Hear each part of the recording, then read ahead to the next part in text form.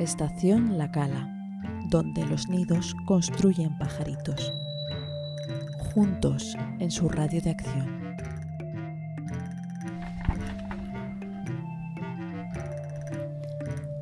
En Conferencia Eres Tú, hoy presentamos La patafísica al alcance de todos y de nadie, conferencia popular que pronunció el rector magnífico del Altísimo Instituto de Estudios Patafísicos de la Candelaria en la Biblioteca Nacional de Colombia el 7 de septiembre de 2001 vulgar. En realidad, el 28 FAL 128 era patafísica. Se trata del acto fundacional del Altísimo Instituto y, como tal, de un hecho histórico. Es lógico que el sonido sea también histórico. Las preguntas que escucharán las formulan ciudadanas y ciudadanos de distintos grupos étnicos, atraídos hasta la Biblioteca Nacional por la excepcionalidad del acontecimiento. Son pueblo, de ahí que la conferencia sea popular. De lo que sucedió aquella noche se han eliminado olores, gestos, luces y sombras. Quedan registradas las risas, los aplausos, los murmullos, los ruidos, algunos suspiros, un bostezo y la palabra patafísica en todo su esplendor. Al inicio y al término de la conferencia escucharán el Hymne du Palotin, letra de Alfred Jarry en interpretación del coro y orquesta del Collège de Pataphysique, otra grabación histórica. El registro sonoro en directo en la Biblioteca Nacional de Colombia corrió a cargo de Mauricio Bejarano, cronista del Altísimo Instituto. Durante el desarrollo de la conferencia está permitido, incluso recomendado, el uso de todo tipo de aparatos manuales, químicos y electrónicos, tales como cámaras fotográficas, grabadoras de video y audio, computadores e incluso el propio cerebro. La utilización de dichas herramientas redundará en aumento significativo de la memoria patafísica. Asimismo, queda autorizado el uso de celulares que colmen sus necesidades de comunicación. La conferencia será dictada en su totalidad en francés. Gracias a un moderno sistema inalámbrico, casi etéreo, de traducción simultánea donado a esta institución por la Embajada de Polonia, todos los presentes podrán escucharla al mismo tiempo, de ahí la simultaneidad en español internacional. Señoras y señores, con ustedes, el rector magnífico del Altísimo Instituto de Estudios Patafísicos de la Candelaria.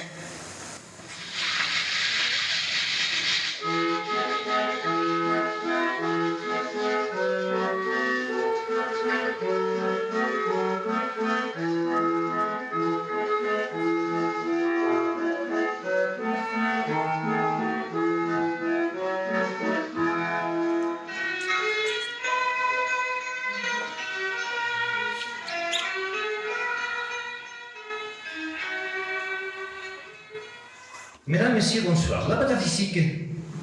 Excusez-moi, je crois qu'il y a un petit problème de traduction là-bas. Allô, cabine.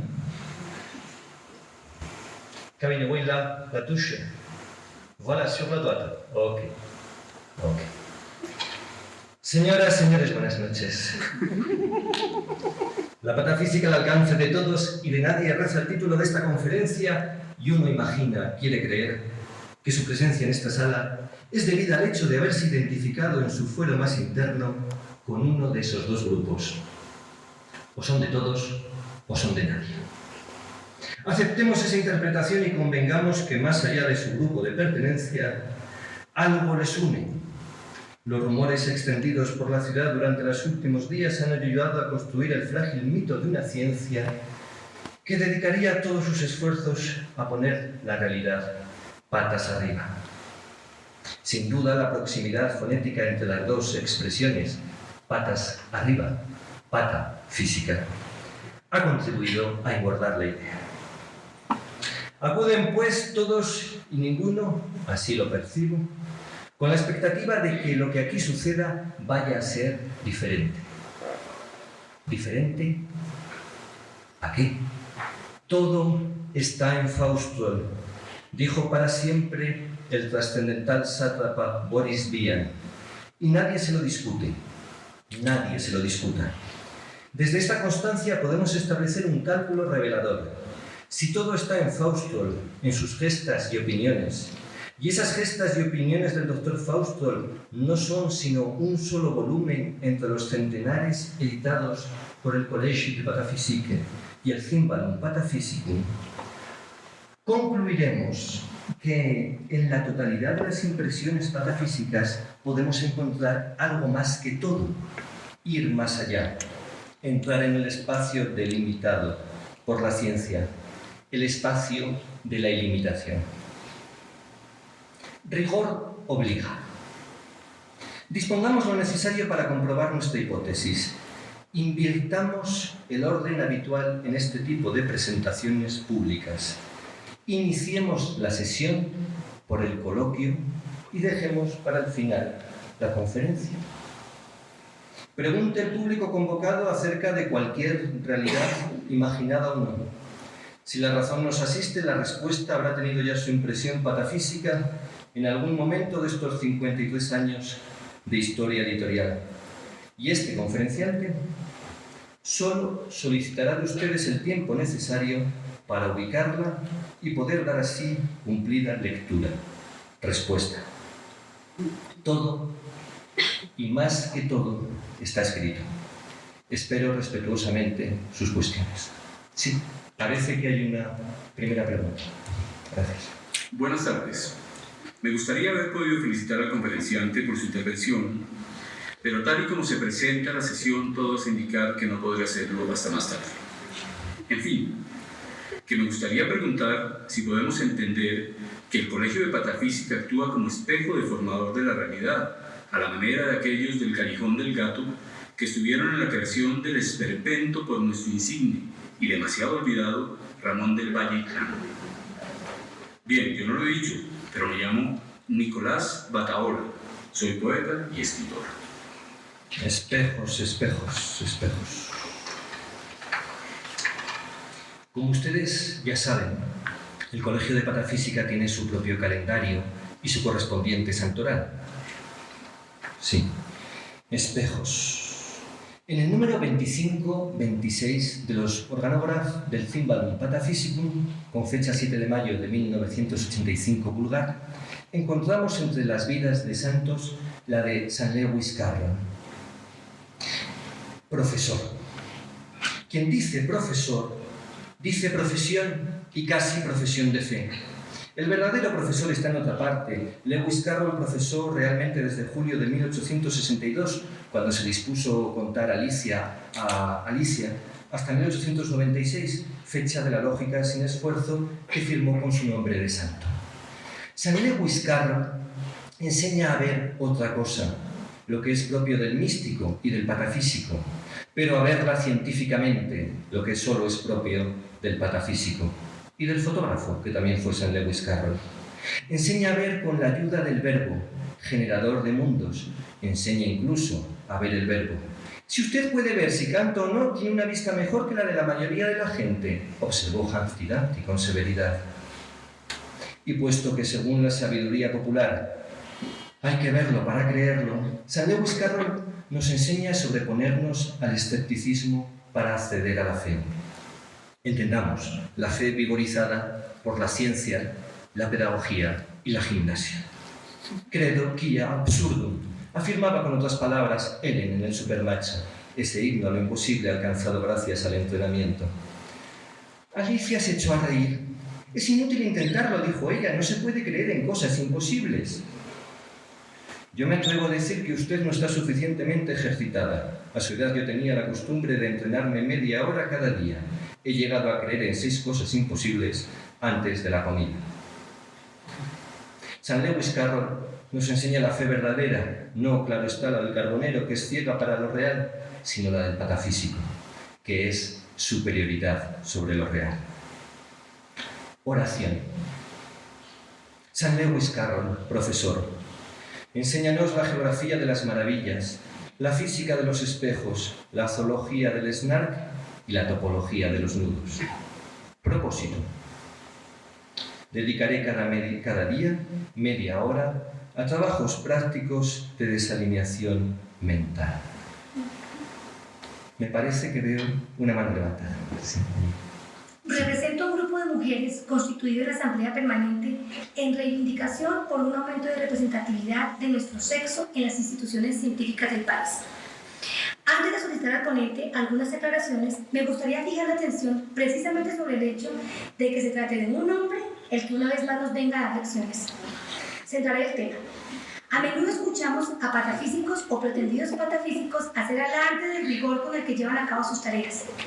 Resulta difícil creer que un movimiento que cultiva principalmente el género de literatura cómica, medio surrealista, pueda dirigirse en baluarte de rigor.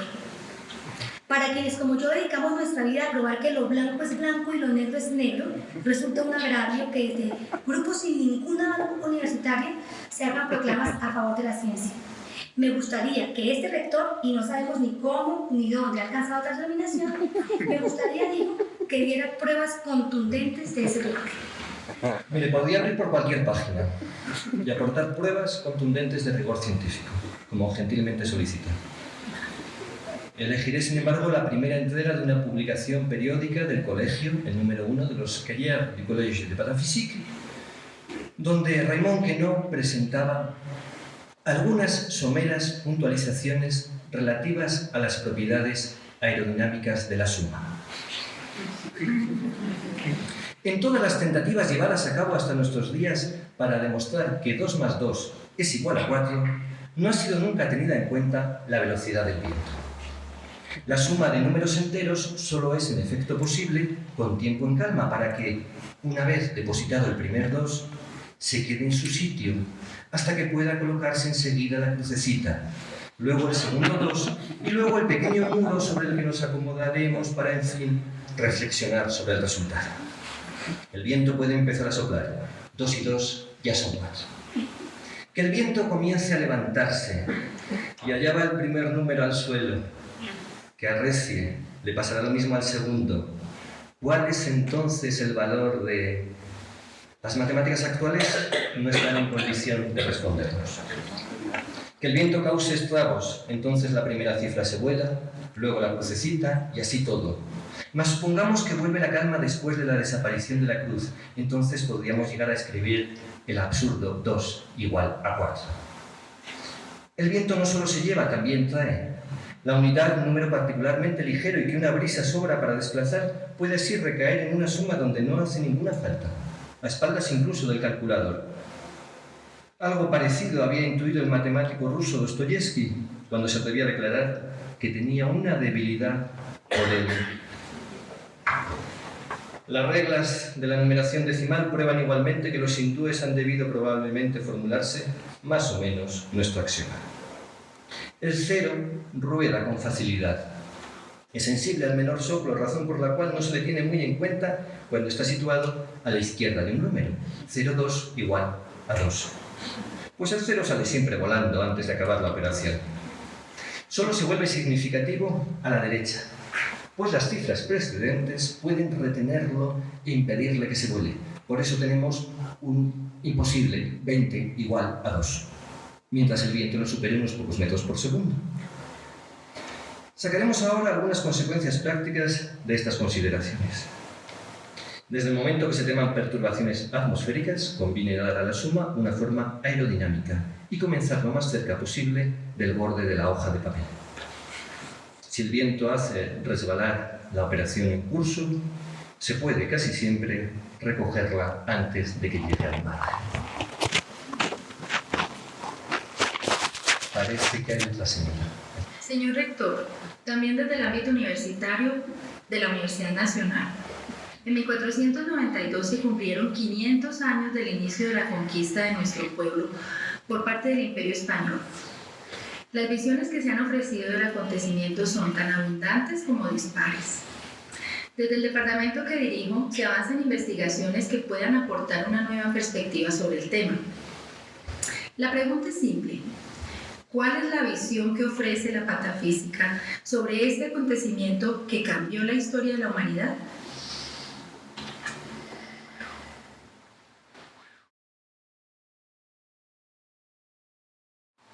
El 15 de marzo de 1988 vulgar, el número 7 de Monitoire se hacía recogía la perplejidad del Cymbalum Pataphysicum por el hecho de que aún no hubiera sido traducido al francés el diario ínfimo de Umberto Eco.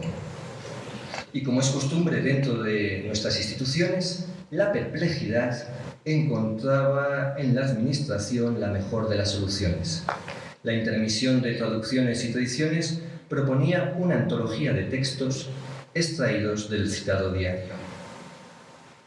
Tomando como referencia esa versión, este altísimo instituto presenta hoy el documento original que suponemos sirvió de fundamento a una de las crónicas del honorable escritor italiano y que ha sido rescatado del olvido al que lo tenían postergado en el Archivo de Indias.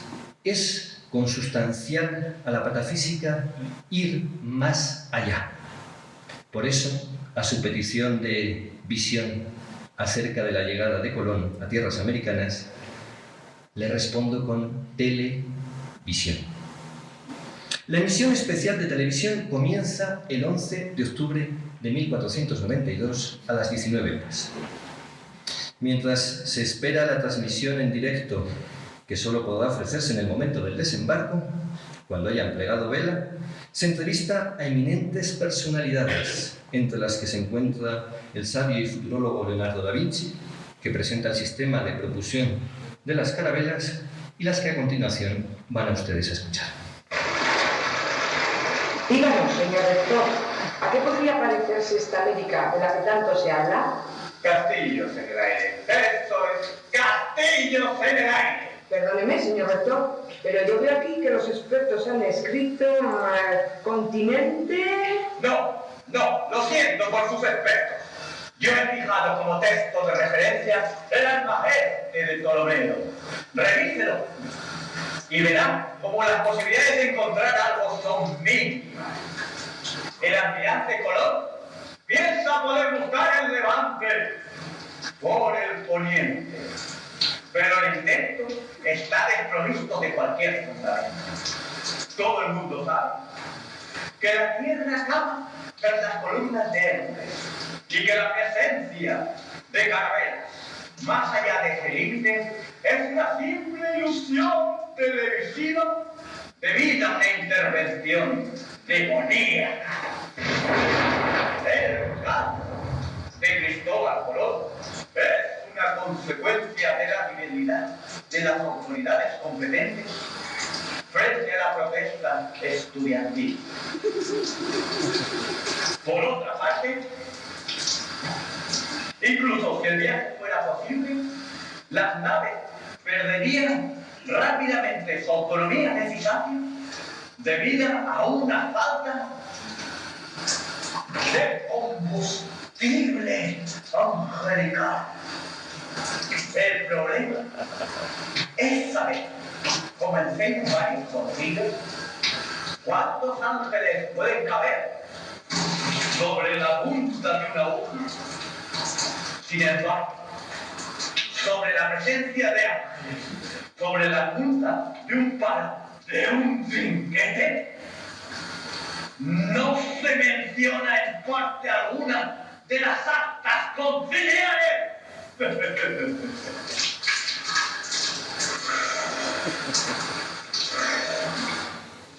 Díganos, señor decano, ¿cree usted que Colón en verdad navega en dirección de las Indias? El problema no es tan simple, y la equivocación de Colón es que resolverlo empíricamente en lugar de proceder a una definición del problema por la esencia. Mire, non sum multiplicanda etias in necessitate, lo que debería llevarnos a postular la existencia de una sola y única India. Doctor Lutero, ¿cree que este desembarco será un acontecimiento revolucionario en la historia de la humanidad? ¿Sabe? No solamente hay revoluciones tecnológicas, todas las reformas interiores pueden tener consecuencias más importantes, más dramáticas y más exaltadas. Sin más cuestiones, por favor. Aquí. Honorio Santoña, obispo auxiliar de esta diócesis y delegado de la Iglesia en la Comisión Nacional de Patrimonio. Señor Grasator, escucho con la mayor de las atenciones sus palabras, que ya sabemos a esta altura de la conferencia no son suyas, Y no puedo sino rememorar los continuos intentos que desde el campo de la razón han jalonado la historia de la humanidad de sucesivos fracasos en la búsqueda del sentido de la vida. ¿Cree de verdad, señor Grassa Toro, que su ciencia y que usted como representante incorpore insepulto de su ciencia puedan llegar con sus cálculos y sus visiones tan lejos en la comprensión de la existencia humana como llegará aquel artista que talló en toda su humildad la sonrisa de un San Francisco de Asís, o como llega ese mendigo que diariamente ofrece una parte de lo que recibe de la caridad al mantenimiento de la parroquia que le presta muro a su espalda. Señor Grassa Toro, ¿qué significa para su ciencia la palabra alma, si es que significa algo? Todo significa, señor obispo, todo significa. El 22 AA 103 de la era patafísica, y ya me excusarán de calcular la equivalencia con la datación vulgar, la subcomisión de básculas y balanzas publicaba en el número 1 de Organograph, número dedicado a los proyectos, el siguiente estudio, a cuya lectura, si me lo permiten, voy a proceder. En uno de sus cuentos de ciencia ficción, Pierre Boulle ha calculado el peso de un soneto. Jarry ha especulado sobre el peso de las palabras. La sabiduría popular evoca la carga del Estado o la carga de la familia, y si el aplaudiómetro permite medir el entusiasmo de una muchedumbre, ¿qué instrumento medirá el peso del alma? Porque el alma pesa, y medimos nuestras palabras. Pesaría exactamente 21 gramos. Es al menos lo que resulta de los trabajos evocados por el doctor Niels Olof Jakobson en su libro Leben nach dem Tod, aparecido en Düsseldorf en 1973. Niels Olof Jakobson no es en absoluto el autor de estas experiencias, contrariamente a lo que repiten hasta la saciedad los periodistas. Fue a principio de siglo cuando el doctor Duncan McDougall efectuó sus experimentos de pesadas con muertos, y fue en Merde 34, mayo de 1907 vulgar, cuando el informe apareció en el Journal of the American Society for Psychical Research. Here you are, Carrington, in the Coming Science, reproduce una buena parte de ese informe. El doctor Duncan McDougall ha retirado 6 veces la pesada de muertos. De las 6 experiencias, 2, muy a pesar suyo, han resultado nulas. La primera a causa del desconcierto aportado por los opositores a estas experiencias. La segunda porque el paciente murió casi inmediatamente después de haber sido acostado sobre la cama y antes de que los aparatos de medida hubieran podido estar dispuestos. Los otros 4 sujetos eran tuberculosos en el último grado de la consunción. El experimentador deseaba una enfermedad de postración en la que la agonía no produjera movimientos convulsivos susceptibles de falsear las delicadas pesadas. Fueron colocados en camas adaptadas sobre balanzas ultrasensibles. Se observó de esta manera que en el instante de la muerte los cuerpos perdían brutalmente un peso comprendido entre 10 y 40 gramos. El primer paciente perdió exacta y súbitamente 21 gramos en el momento del tránsito. El segundo tardó 18 minutos en perder 42 gramos. El tercero perdió 14 gramos en el último minuto y 28 gramos en los minutos que siguieron. El cuarto y último perdió 10 gramos en el instante exacto del fallecimiento. Estas súbitas pérdidas de peso no pueden ser explicadas por causas fisiológicas. La pérdida ligada a los sudores de la agonía empieza mucho antes. Equivale a entre 20 y 30 gramos por hora, o sea, menos de 50 centigramos por minuto. El aire evacuado por los pulmones durante el último suspiro tiene un peso despreciable. A la temperatura normal y a nivel del mar, ese peso es verdaderamente inferior a 5 gramos. En cuanto al aflojar tan perdonable del fin, como decía Fausto, las materias fecales y la orina se derraman sobre la cama y su evaporación a la fuerza muy lenta no hubiera podido influir tan rápidamente en la balanza. Una contraprueba realizada sobre 15 perros dio resultados uniformemente negativos. Ninguna pérdida de peso en el instante fatal. Para el doctor McDougall no cabe ninguna duda. En el caso de los hombres, la pérdida de peso es debida al vuelo del alma. Vuelo que hay que tomar, como vamos a ver, en sentido literal. El alma tiene que pesar, porque solo el éter no pesa, y el alma no es etérea, porque el éter es continuo, indivisible, mientras que el alma es individual. El doctor McDougall concluyó que si este alma tiene las dimensiones del cuerpo y esta pesa de 10 a 40 gramos, debe ser poco densa y mucho más ligera que el aire al nivel del suelo. El alma, abandonando el cuerpo, debe pues elevarse en la atmósfera. Hillyward Carrington no puede sino plegarse a esas conclusiones, objetando, sin embargo, a objeción de peso, que se dan casos en los que las personas que siguen una dieta han ganado más peso del que absorbían por alimentación. ¿Cabe pretender, se pregunta, que han ganado un suplemento de alma? El doctor Battibius inventó la máquina para el análisis del último suspiro. La subcomisión de básculas y balanzas trabaja en la realización de un proyecto de balanza para medir la pesadez o la ligereza de una broma, la pesadez del tiempo, el peso de los años, el peso de un argumento, el peso de las responsabilidades, la gravedad de una situación, la tara de todos los sistemas. Una balanza apta, claro está, para pesar el pro y el contra sin desechar los menores escrúpulos. Señor Grassador, diría que la broma es pesada, pero sería dar cuerda a una maquinaria que usted y los suyos han puesto en marcha con una intención evidentemente destructiva.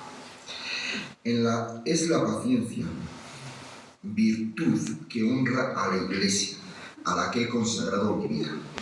Desde la paciencia y desde mi doctorado en filosofía acepto que rehuya la cuestión del alma. Ahora bien, le exijo que se pronuncie acerca del ser humano. ¿Y por qué habría de pronunciarme sobre el ser humano? ¿Qué valor tendría un pronunciamiento en el que sería a la vez pronunciador y pronunciado? Mire, prefiero leerle fragmentos de la carta que el entonces trascendental sátrapa y hoy cuarto vicecurador del colegio, Lutembi, redactó acerca del polo, el polo norte, y la política. Carta que apareció publicada en el dossier 7, el 22 Fala del año 88 de la era patafísica. Se trata de una obsesión humana que ya ha señalado al Collège, contrariamente al crocodilo, el hombre no puede llevar a cabo la posición que conocemos como circular.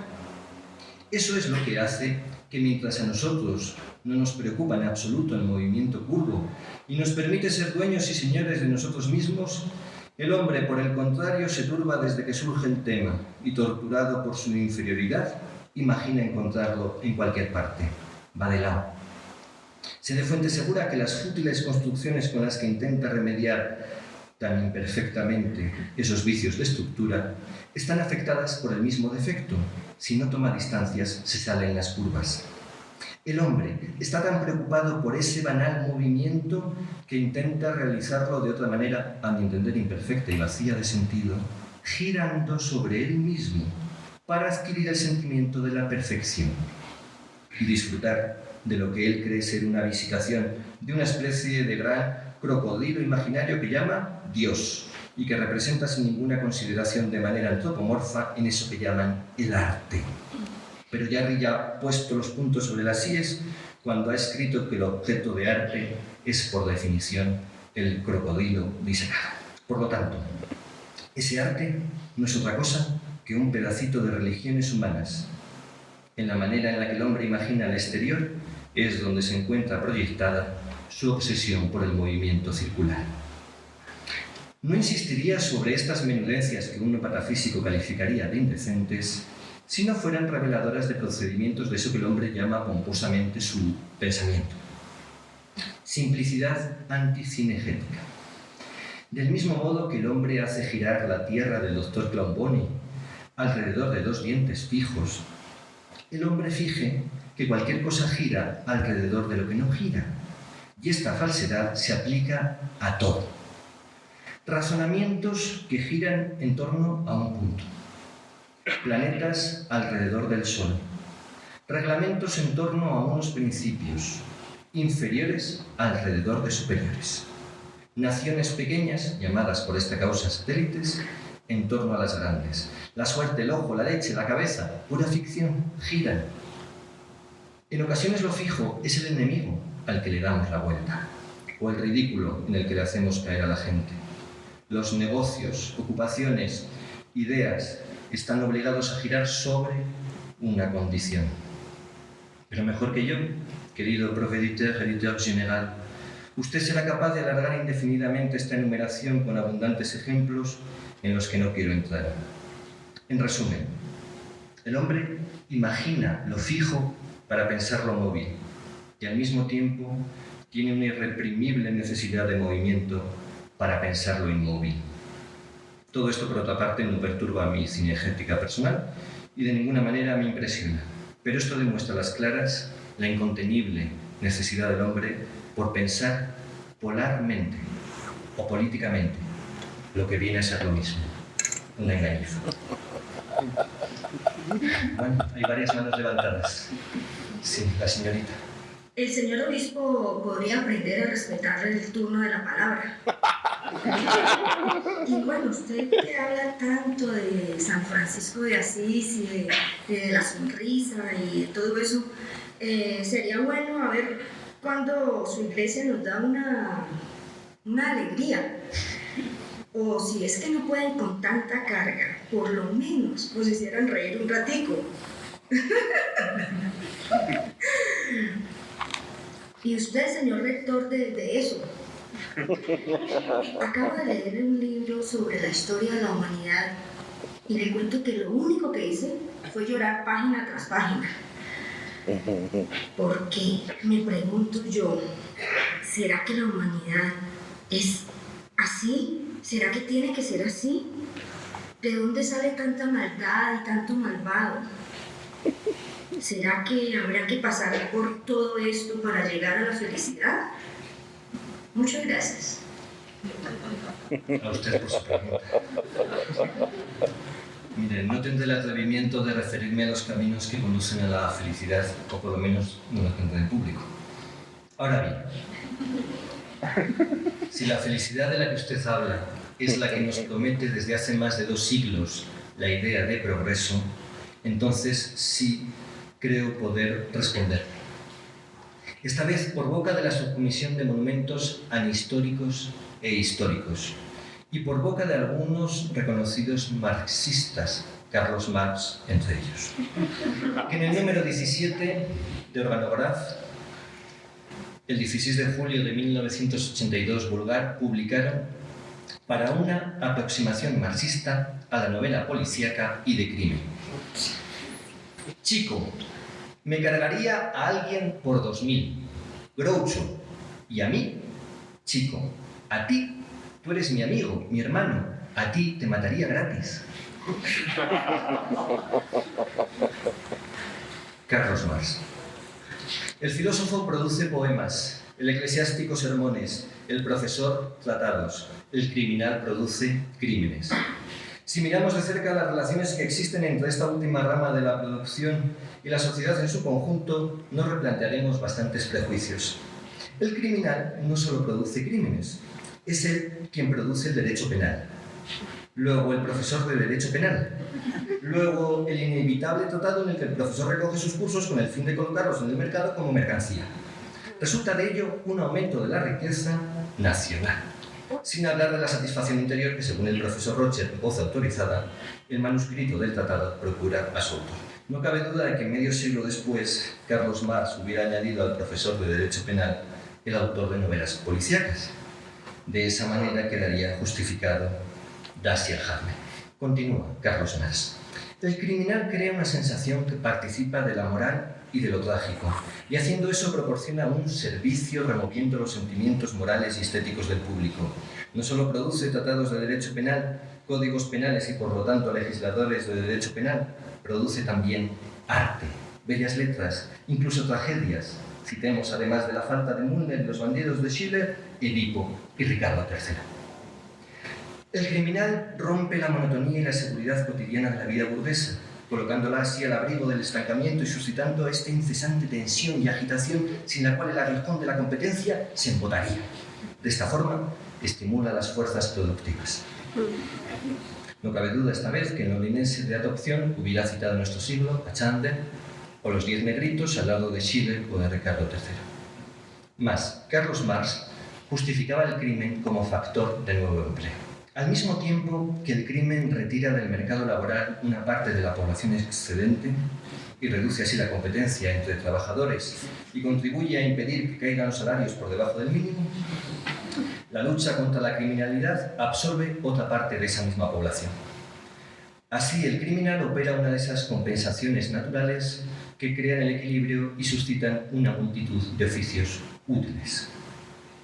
Encontrando incesantemente nuevos métodos para atacar la propiedad, el crimen hace nacer constantemente nuevos métodos para defenderla, de tal manera que da a la mecanización un impulso tan productivo como el que resulta de las huelgas. Bien, desde este punto de vista marxista, el aumento de la violencia no es la consecuencia de la crisis de las sociedades occidentales, es su alarde. En el seno de los estetas del obrador de literatura policíaca potencial, se ha tenido demasiado en cuenta el asesinato como una de las bellas artes.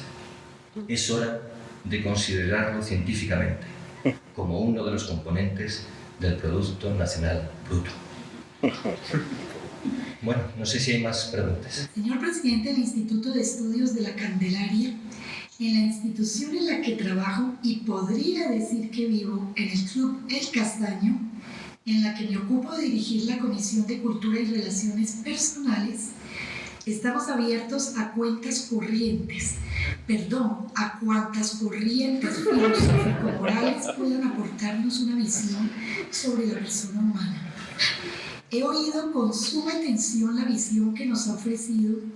He tomado notas interpretando al cuarto vicecorredor del colegio.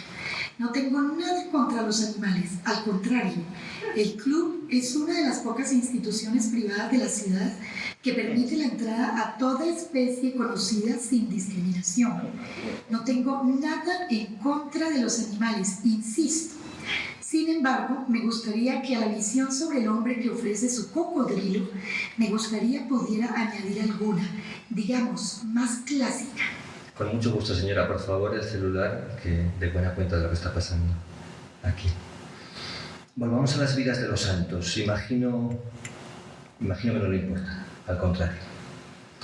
El 29 del mes de Cervelage, el calendario patafísico celebra la festividad de la Cama de Procrustes. Leo la geografía publicada el 20 de junio de 1980, vulgar, en el número 12-13 de los Organograph. 29 de Cervelage. Este Unyadi celebra Procrustes, que actuaba, dicen los contadores de historias, en el camino de Atenas a Mégare, hacia el burgo de Erineos, cerca de Leusis, en los tiempos de juventud de Teseo. Es decir, próximo al comienzo de la guerra de Troya, puesto que Teseo pasa por haber nacido una generación antes de que ésta tuviera lugar. Se llamaba Damastes, según Plutarco, o Polipemon, según Pausanias, siendo Procrustes el apodo ilustrador de sus obras. De la misma manera que ha habido Jack el Destripador y el Estrangulador de Boston, mucho tiempo antes existió Procrustes, el Alargador. Literalmente, el que sacude a golpes de maza para alargar. El uso corriente que altera a Procrustes en Procustes, uso compartido por las antiguas ediciones del calendario patafísico, priva al nombre de todas sus virtudes sonoras y semánticas, como un periódico timorato que hubiera titulado sobre las fechorías de Jack el Destapador. Procrustes tenía dos camas, una pequeña y otra grande. Detenía a los viajeros y les obligaba a disfrutar su particular hospitalidad. A los grandes, la cama pequeña, y seccionaba el excedente de piernas. A los pequeños, la cama grande, y los ajustaba a la dimensión por alargamiento pedestre. Un sentido tan exacto de la medida justa chocó con la incomprensión popular. Procrustes fue calificado de bandolero y se halló así incluido en una categoría social que por aquel entonces Teseo condenaba a la exterminación. Para dar más ejemplo, el futuro rey le impuso el mismo tratamiento que él ofrecía a los demás. Pero ignoraremos siempre si Procrustes era pequeño o grande. Plutarco escribió: lo alargó a la medida de sus camas. Lo que prueba que como biógrafo cuenta lo primero que se le ocurre y como filósofo no ha comprendido nada de la lección. Lección. El hombre es la medida de todas las cosas, declara el sofista. El bandolero Procrustes se encarga él de medir la medida, en el sentido más activo, pues la perogrullada no tiene ninguna gracia y no se trata de conocer ni siquiera de pretenderse lúcido, sino de golpear. Lutembi hubiera dicho de morder. De ahí las dos camas. Si solo hubiera habido una, Procrustes no hubiera hecho otra cosa que desplazar el problema. Mi cama es la medida de todas las cosas. Y nos cansaríamos igual que nos hemos cansado del metro patrono. Con dos medidas, si no con dos pesos, ya no es cuestión de normalizar. Vamos a poder divertirnos. El mismo padre Wu, que inventó un impuesto sobre los casamientos, olvidó poner uno a los solteros.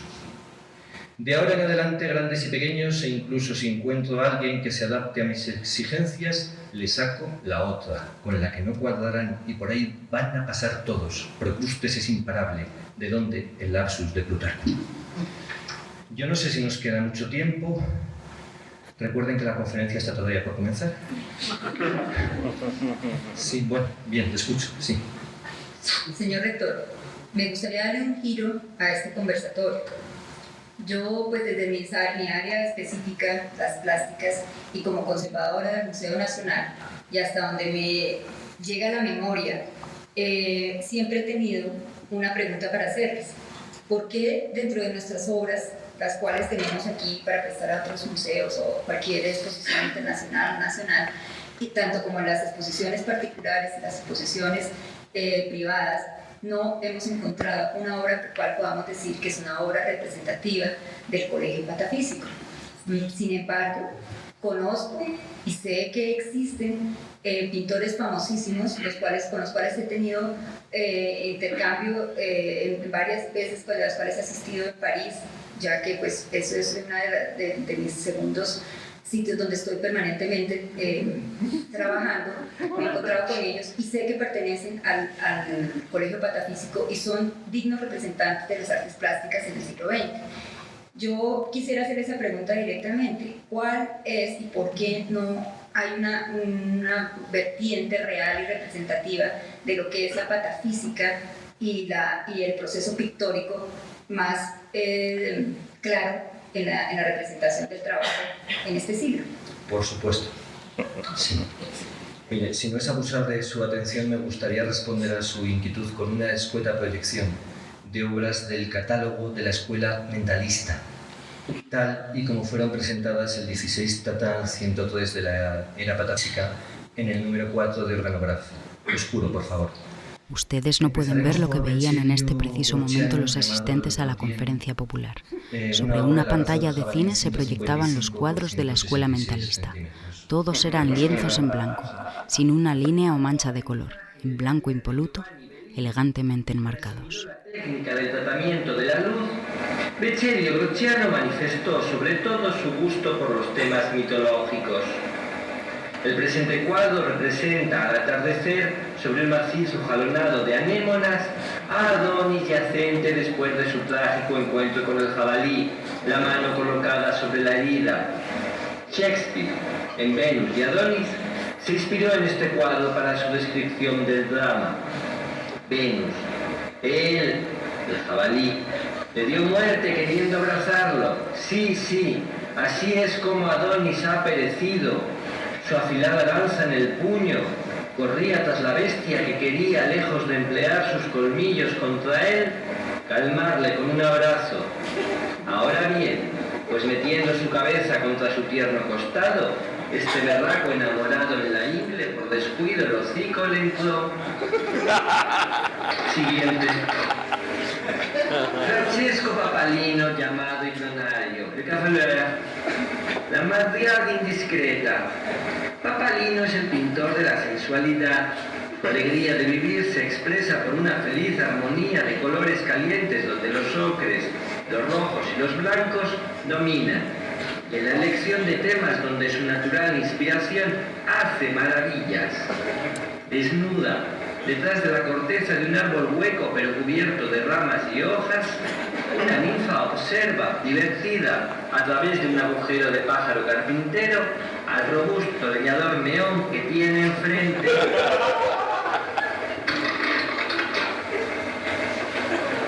Ferriol Tranchat, Pío IX, 1870, 1924, 191 por 122. 253º Papa, Pío IX proclamó los dogmas de la Inmaculada Concepción y de la infalibilidad del soberano pontífice, condenó el liberalismo y el socialismo. Pío IX aparece aquí representado con una sencilla sotana escarlata, la mano izquierda apoyada sobre el brazo del trono, el brazo derecho extendido para señalar con el dedo el camino a seguir, el pie izquierdo hacia adelante y el cuerpo inclinado, dispuesto a abalanzarse. Ese rostro de Cristo calvo, expulsando a los mercaderes del templo, tenso, los ojos rasgados, la nariz chata, los labios preparados para pronunciar palabras irrevocables, la barbilla afilada en la dirección indicada por la imperiosa diestra. Todo el mundo lo ha reconocido, tan semejante al de los iconos ortodoxos. Ferriol Tranchat, que había adornado su habitación con una serie de retratos de su papa preferido y con efigies de Lenin, había encontrado esta astuta e inocente solución para reunir sus dos ídolos en un culto común. Ese culto está simbolizado en la fecha de 1870. 1870, el año de la proclamación del dogma de la infalibilidad pontifical, es también el año del nacimiento del gran teórico, táctico y estratega revolucionario.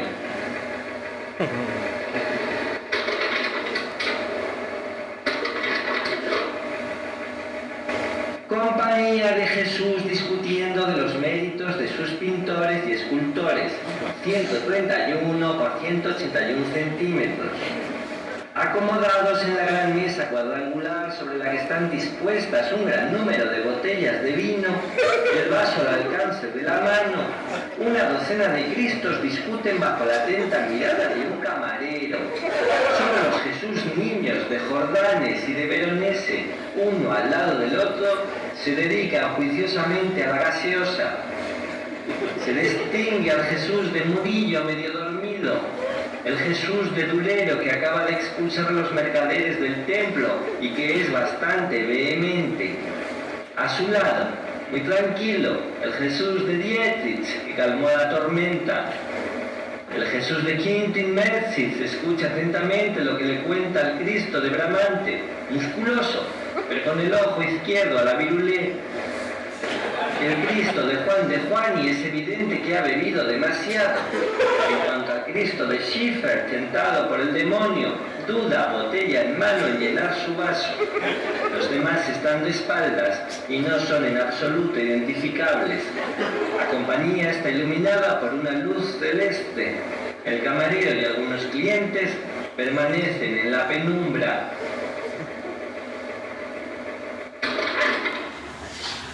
Gracias. Creo que hay un señor. Sí. Magnífico, rector. He seguido su disertación con mucha atención. Creo entender de qué hablamos cuando hablamos de la física. Entender qué visión ofrece la ciencia del hombre y qué visión ofrece la ciencia del propio acto de la visión. Sus palabras nos han servido para descubrir un prever menos irreverente de lo que lo recordábamos, para confirmar la lucidez anticipativa del gran semiólogo Humberto Eco, o para entrever el humor devastador de Raymond Queneau. Gracias. Rector, pero debo confesarle, sin embargo, que conociendo su trayectoria y tras haber dedicado buena parte de mi actividad profesional al estudio de su obra, echo de menos en su exposición ese aspecto ecuménico que define su producción anterior. Pero mi pregunta, rector, es la siguiente. ¿No hay en la patafísica nada que no sea atomizar, dividir, diferenciar? Le agradezco el interés por mi trayectoria. Ecuménico, dice usted. Nada más ecuménico que el gran proyecto de Aurélie Antoine de Tounam rey de la Patagonia. Permítame leerle algunos fragmentos editados en el número 14 de Monitoire, con el deseo de que sus ansias totalizadoras encuentren apoyo donde sustentarse. Habla Aurélie Antoine de Luna. Quiero fundar un monasterio de cartujos en Santiago, capital de Chile, con sucursales en todos los lugares del mundo.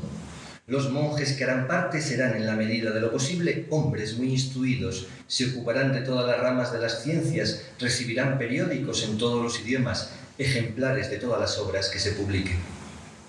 Después de haberlos leído y considerado profundamente en la calma y silencio de sus celdas, sin resentimiento y sin pasión por los prejuicios, combatirán los libros perniciosos y otros deplorables escritos. Cada monasterio tendrá una imprenta con el fin de imprimir él mismo un periódico, obras de ciencia y humanidades que tengan como objetivo colaborar con el avance del progreso, sí, tanto como sea posible. El dinero generado por la venta de periódicos y de obras publicadas será empleado tal y como sigue. Primero, 2 décimos para empezar y apoyar la construcción de un canal navegable y flotable al oeste al pie de las cordilleras de los Andes. Este canal partirá del río Guayaquil, del que recibirá el agua que lo alimente, tomará dirección sur, entrará en las repúblicas de Perú, de Bolivia y al fin en la de Chile por el desierto de Atacama, la atravesará de norte a sur hasta Cabuco, hacia los 41 grados de latitud sur.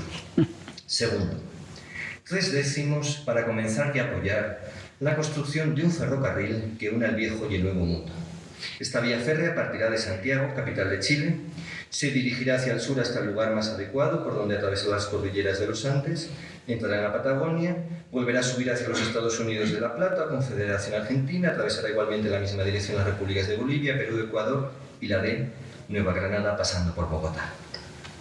Continuará en dirección al Istmo SIC de Panamá, lo recorrerá todo lo largo de norte a sur, atravesará México, los Estados Unidos, la Nueva Bretaña y en fin la América rusa hasta el estrecho de Bering frente a la isla de Razmonov. El estrecho de Bering será condicionado con un espacio proporcional a la anchura necesaria para el ferrocarril y sus accesorios. Una vez llevados a cabo estos gigantescos trabajos, el antiguo y el nuevo mundo quedarán unidos. La línea férrea entrará en Siberia o Rusia europea, pasando por el río Karun, se dirigirá sobre San Petersburgo, de esta ciudad a Prusia, Alemania, Holanda, Bélgica, Francia, España y por fin Portugal, donde Lisboa será cabeza de línea. Tercero, 4 décimos de los beneficios se dedicarán a dotar niñas pobres. Cuarto, el décimo restante será asignado en provecho del propio monasterio. 2 últimas preguntas, por favor. Señor rector, voy a ser muy directa. ¿Usted o alguno de ustedes ha pisado alguna vez la calle? ¿Sabe usted que la suya es pregunta común y que quien la formula siempre da por supuesto que pisar la calle es la más humana de las condiciones y una de las actividades que menos dificultad entraña en la vida del hombre? Sí, he pisado y piso la calle. Sin embargo, no crea usted que me resulta fácil hacerlo. Suele sucederme algo parecido a lo que relatara Macedonio Fernández a Jorge Luis Borges en carta que tradujera Norberto Gimmelfarb para ser publicada en el número 8 de la revista Monitoire, y que ustedes, gracias al sistema de traducción simultánea, no solo van a escuchar en español, sino en el mismo español en el que la escribiera Macedonio. Querido Jorge Luis, iré esta tarde y me quedaré a cenar si hay inconveniente y estamos con ganas de trabajar. Advertirás que las ganas de cenar las tengo aun con inconveniente y solo falta asegurarme las otras. Tienes que disculparme no haber ido anoche. Soy tan distraído que iba para allá y en el camino me acuerdo que me había quedado en casa.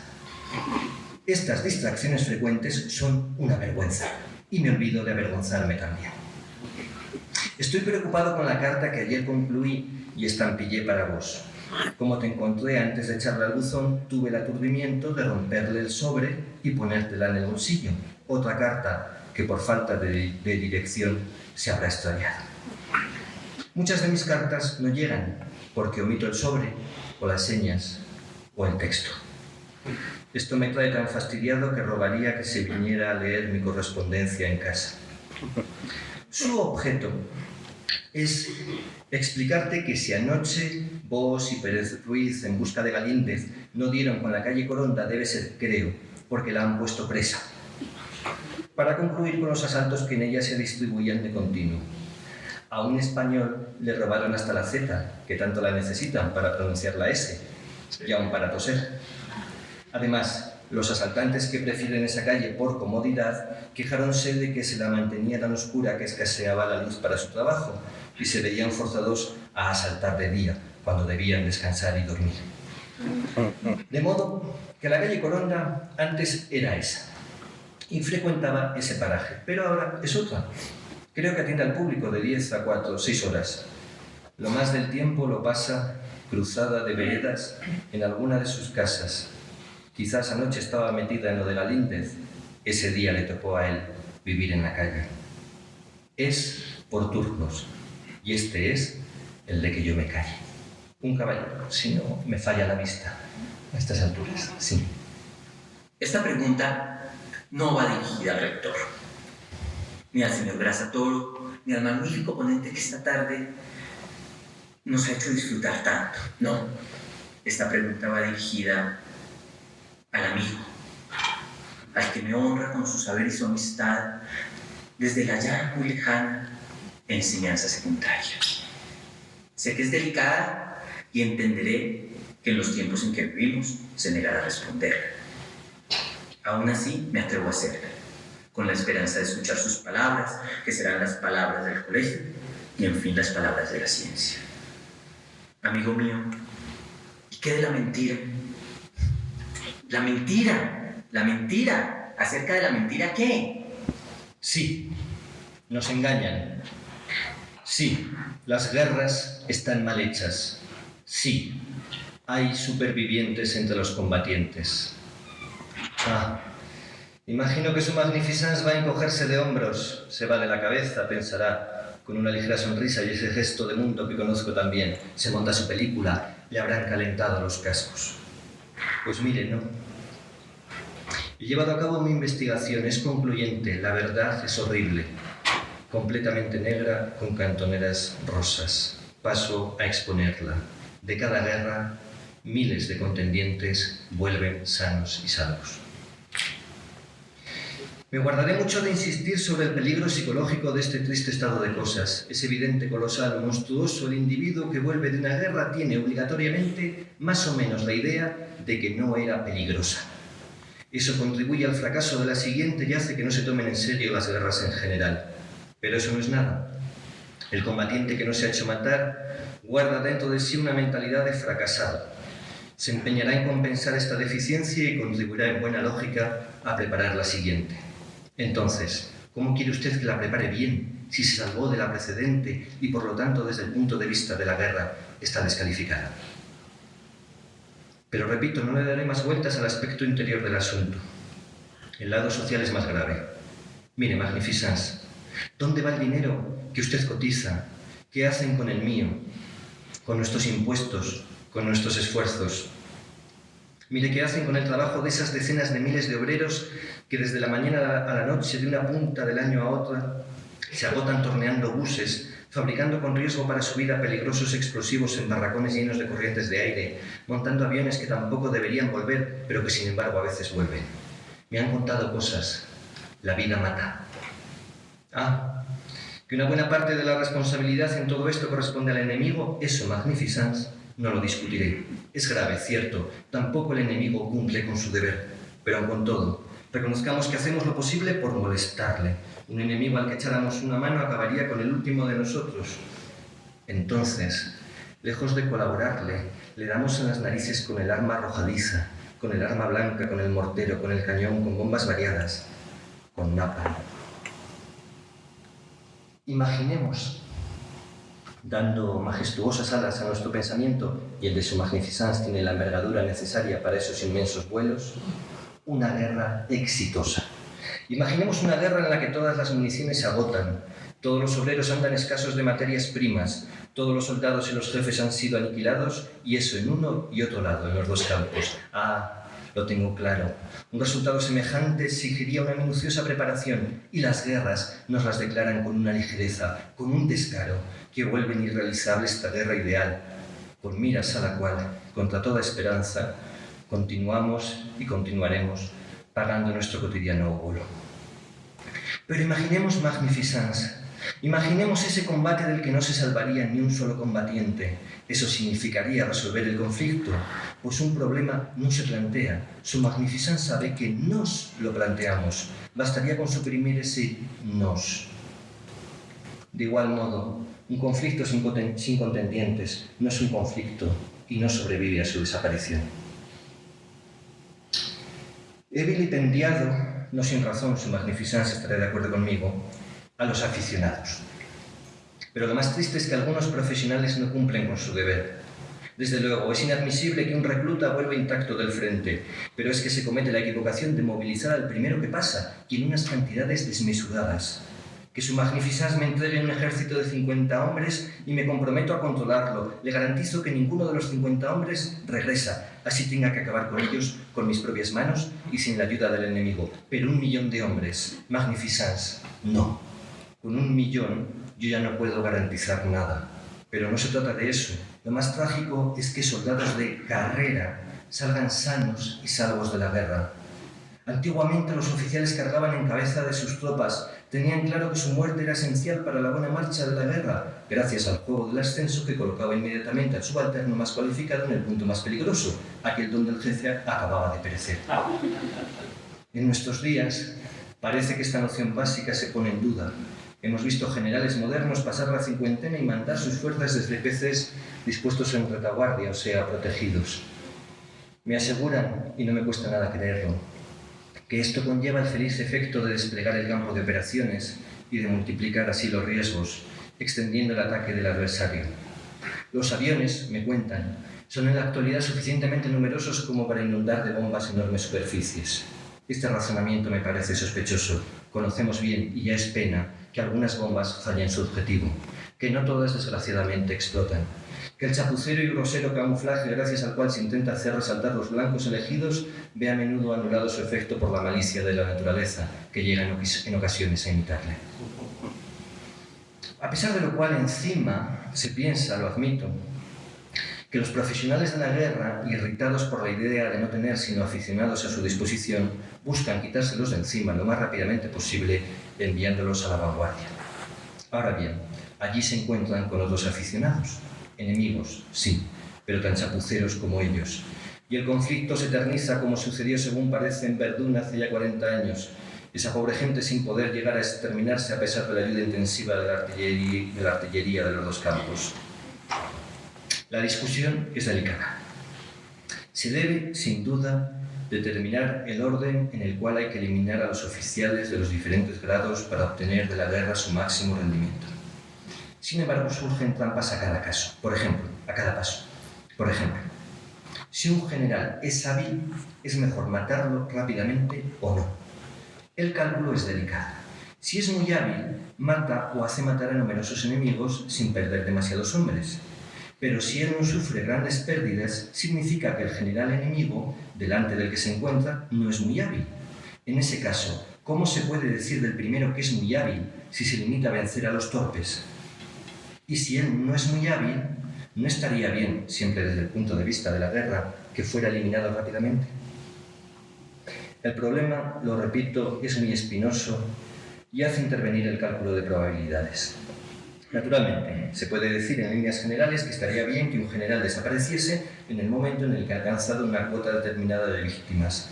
Un estudio estadístico daría cifras provisionalmente aceptables como el mínimo exigible. Lo único que podemos decir, por volver al ejemplo del oficial cargando antiguamente en cabeza de sus tropas, es que, quiera el caso, cuando son profesionales los que se enfrentan, la guerra sale mucho mejor, todo relativo, que cuando los principiantes abundan sobre el terreno. Para mí, hubo un hombre en el pasado que se condujo a las 1000 maravillas. Aquel que en Fontenoy lanzó la frase con razón famosa: «Señores ingleses, disparen primero».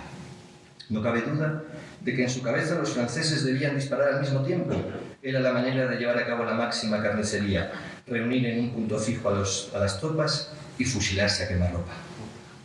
sin duda traicionado por subordinados de poco espíritu, ese hombre, ese verdadero soldado, no obtuvo tampoco un resultado satisfactorio. Después, estrategas improvisados han inventado la Guerra Fría, la guerra de movimientos, la guerrilla, el hostigamiento, la ruptura de negociaciones, el repliegue sobre posiciones preparadas o horrible pleonasmo con antelación. Tácticas todas ellas que tienen la ventaja de malgastar una cantidad enorme de material y de ser muy caras, pero que descuidan lo esencial, la desaparición del contendiente. Su Magnificence me perdonará el desorden de estas reflexiones que lanzo de un tirón, anotadas tal y como se me ocurrió. Mi indignación no ha dejado a mi pensamiento el tiempo para filtrar y poner en su sitio cada uno de los elementos que acudían a alimentarlo. Esta carta nace del corazón. A menudo me he sentido engañado, robado, estafado. No tenemos las guerras por las que pagamos, y no me hace gracia. Su Magnificence no negará que el asunto tiene su cosa. Despertémonos, estamos a tiempo. Vayamos contra esa peligrosa corriente que nos arrastra hacia el abismo. Creedme, el día en el que nadie vuelva de una guerra será que por fin la han hecho bien. Ese día nos daremos cuenta de que todas las tentativas abortadas hasta ahora han sido obra de aficionados. Ese día nos daremos cuenta de que basta una guerra para borrar los prejuicios todavía ligados a ese modo de destrucción. Ese día será, para siempre, inútil volver a empezar. Firma Boris Vian, sátrapa, promotor insigne de la Orden de la Gran Guillouille, el 29 de abril del 86, en una carta dirigida a Su Magnificence, el vicecurador Baron Molet, publicada en el dossier número 7. Ahora sí, una última pregunta, por favor. Señor rector, cuéntenos algo íntimo. Aprovechando que el tiempo se nos echa encima, algunos extractos de la correspondencia privada de Opach, tercer vicecurador del colegio, publicados en El Spectateur número 19 del 15 de diciembre de 1995. Abundan los días hermosos con un frío bastante crudo. Cuando el camarada enero se pone es quizás el mes más hermoso del año. En todo caso, el menos hipócrita. Ya se le ve venir al innoble mes de febrero, que lo único que tiene de bueno es su relativa brevedad. Usted sabe que se quiso que solo tuviera 28 días para quitarnos de encima lo antes posible el mes de las fiebres. Además, no nos gusta nada el mes de mayo, con sus perpetuas vacaciones y días festivos. A la vez esta atmósfera de estridente alborozo y de comercios cerrados. El mes bueno es el 13º. En lo que me concierne, deseo sobre todo no dejar sobre la superficie del tiempo ni arruga ni huella de ninguna clase. Nunca he creído en el futuro, en parte a causa de la guerra que desde 1933, mis 20 años, era inminente y de la cual yo no esperaba salir. Ahora, además, tampoco me interesa demasiado el pasado, mal definido por otra parte. No queda sino un furtivo centelleo del instante. Eso lo acepto con un guiño cómplice. Me gustan los grandes proyectos, incluso si desembocan, como todos, en el vacío. Y odio a la gente que no sabe esperar. La paciencia es la ciencia. Por favor, la última pregunta, de verdad.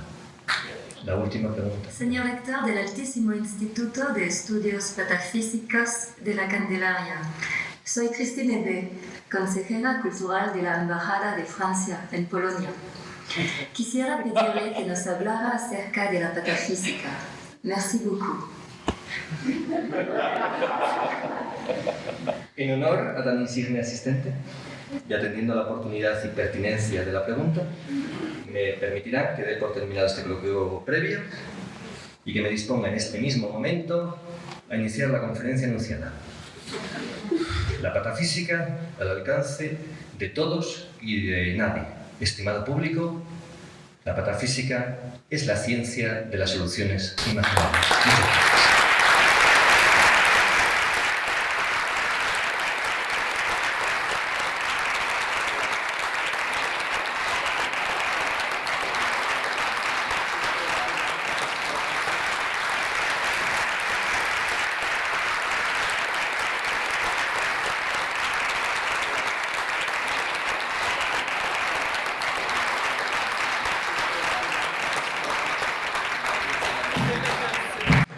La invitación ahora es para que apreciemos la exposición que se encuentra en el hall central de la biblioteca. Han escuchado la patafísica al alcance de todos y de nadie. Conferencia popular. Las preguntas las hizo el pueblo. Las respuestas las dio el rector magnífico del Altísimo Instituto de Estudios Patafísicos de la Candelaria. Mauricio Bejarano grabó la totalidad del acontecimiento el 7 de septiembre de 2001 vulgar. En realidad, el 28 FAL 128 era patafísica, en la Biblioteca Nacional de Colombia. Notas de voz, Iris Pérez Mendoza. Realización técnica, Ana Mareca. Dirección, Grasa Toro. Estación La Cala, donde los nidos construyen pajaritos. Juntos en su radio de acción.